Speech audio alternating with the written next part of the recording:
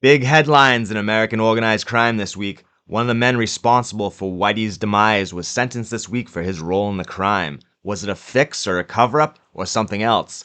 Let's discuss this plus a little bit of the DeCologero backstory.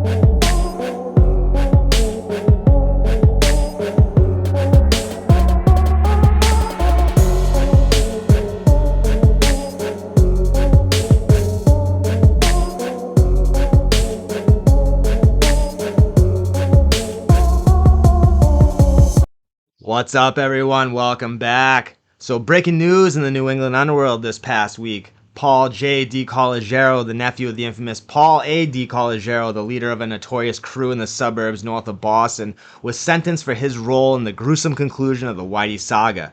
It's alleged by himself and his lawyers that he simply served as a lookout while Freddie Gius, Springfield, Mass's Greek Grim Reaper, did the dirty work himself. DeCologero allegedly only stood watch at the cell's entrance and then helped Gius cover up Whitey's body with a sheet. Apparently, Gius was in the cell for over 7 minutes. 7 minutes is an incredibly long time for that kind of work. It must have been a pretty nasty scene for whoever discovered the old man. Hazleton, which already had a terrible reputation as one of the most violent federal prisons in America, only became more notorious after this incident. Apparently, prison guards had been complaining to officials for months previous to Whitey's death, citing out-of-control violence, staffing shortages, and generally terrible working conditions at the prison. The crime, which occurred back in 2018, is only now coming through the court circuit 6 years later. People are beginning to question why the investigation was taking so long and what was really going on behind the scenes. So, I just had to add this in here, talking about people wondering what's going on behind the works. So, of course, conspiracy theories can be fun, but we have to be, kind of, don't want to dive down that rabbit hole head first. But someone contacted me, and they apparently, it's a long email. It's going to take me a while to go through it.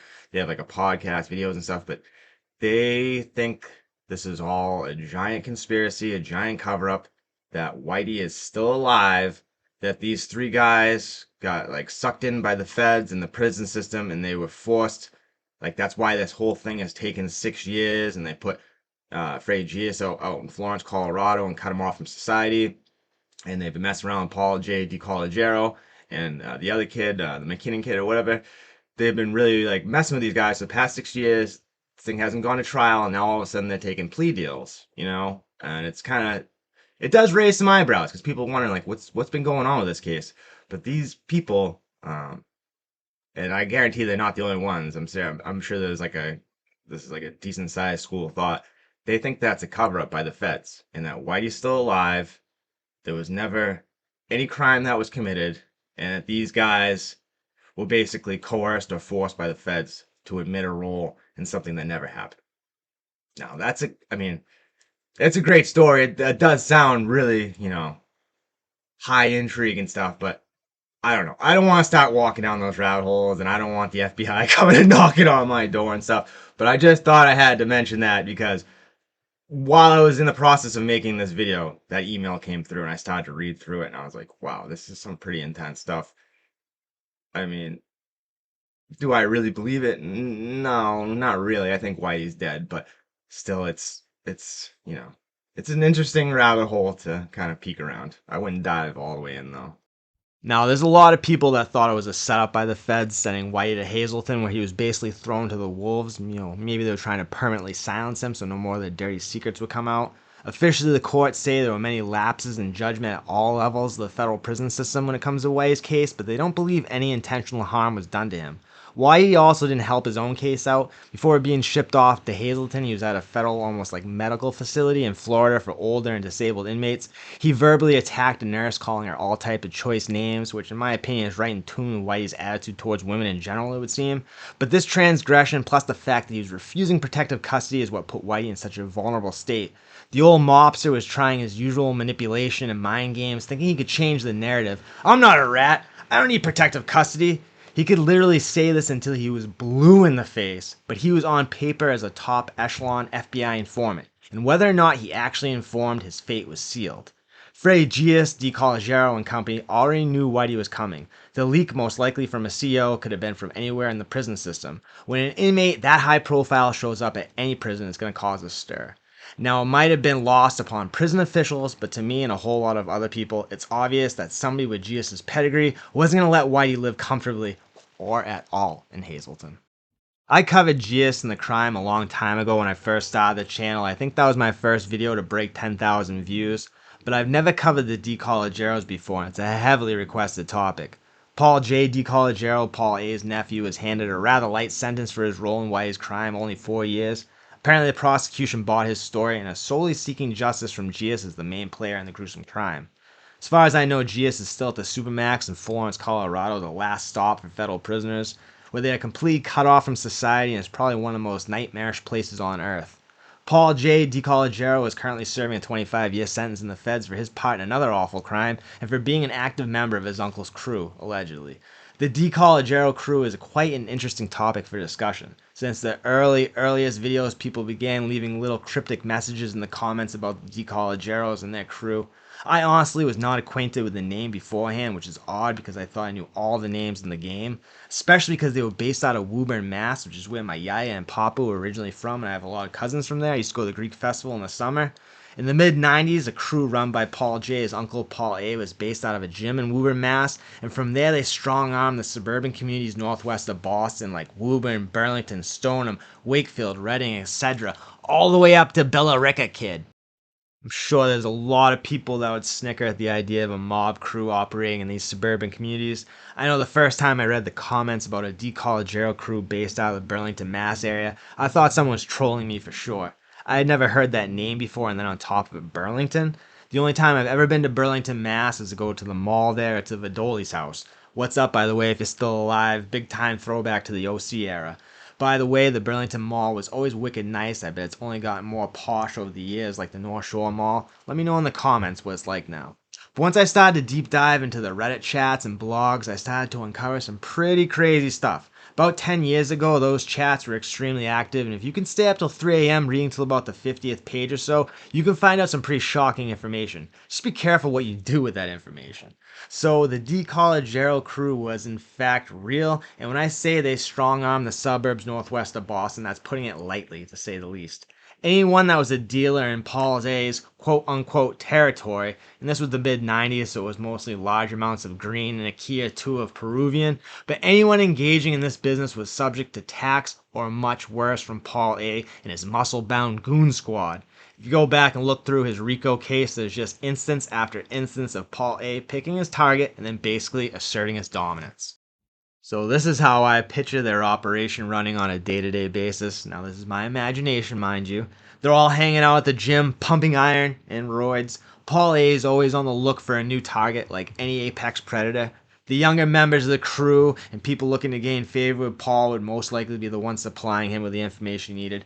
I could picture himself getting all worked up about someone dealing in his territory. He would then get his troops all fired up. Then they'd go find their target and take out their anger. In the majority of the cases cited at trial, Paul A and or his crew would verbally and physically attack their target, take the product and money while leaving them bloodied and most times hogtied. I don't want to get too deep into the gritty details about Paul A and the rest of the DeCologeros in this video, because I've been long planning to do a full in-depth story about their crew and the tragic ending to their time on the street. I'm just waiting on a couple people to help me with certain details of the story so I can put it together. But Paul J was sentenced this week and so many people have been asking me about it. I think a lot of people were unsure exactly who it was that aided Gius, because the two men have the same name except for the middle initial.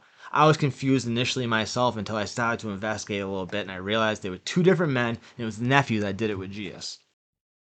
Now, I believe Italians are very similar to Greeks with the family names. Paul A's brother John's sons are Paul J and John Jr., all members allegedly of the crew. It's probably similar to Greek tradition where the firstborn son's first name is the paternal grandfather's name, and then the middle name is the father's, and then the second son is vice versa. Like my uncle is John Peter, and then my dad is Peter John. If my dad followed Greek tradition, then I'd be Peter Trimmins, and he hates his brother, so I'm Jason Peter instead of John Peter. Just kind of funny how accurate that wedding scene is in Goodfellas when she's describing how everyone was a Paulie or a variation of the name. Now, if you Google Paul DeCologero, the picture of the nephew will show up, even if you type in the initial A, so it's kind of confusing.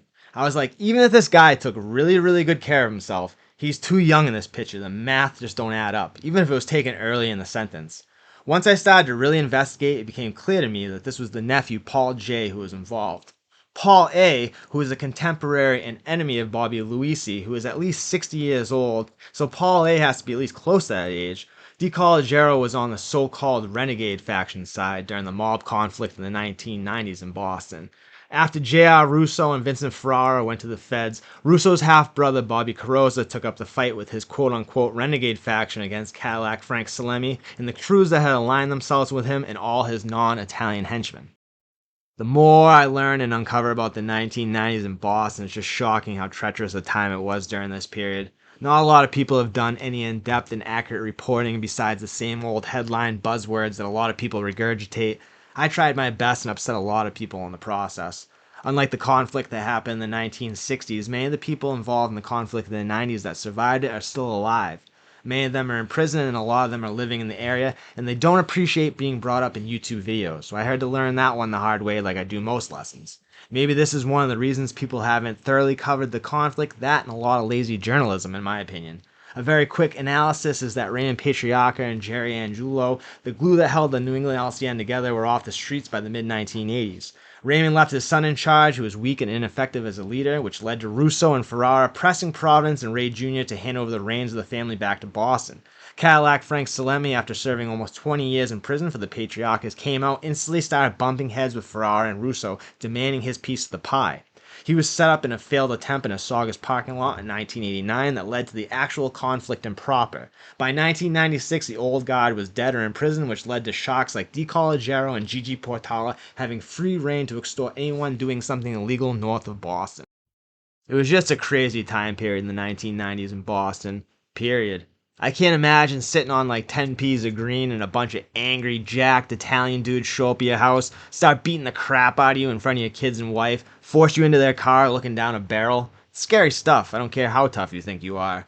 Now you can literally go to a store and buy this stuff. It's mind-boggling. Politicians could have taken this out of the hands of criminals decades ago. This stuff is harmless. Obviously, a lot of these guys in the business weren't violent and weren't connected, so they just took the L. What were they gonna do? Most people, nothing. Me personally, I'd probably just go get a 9 to 5 after.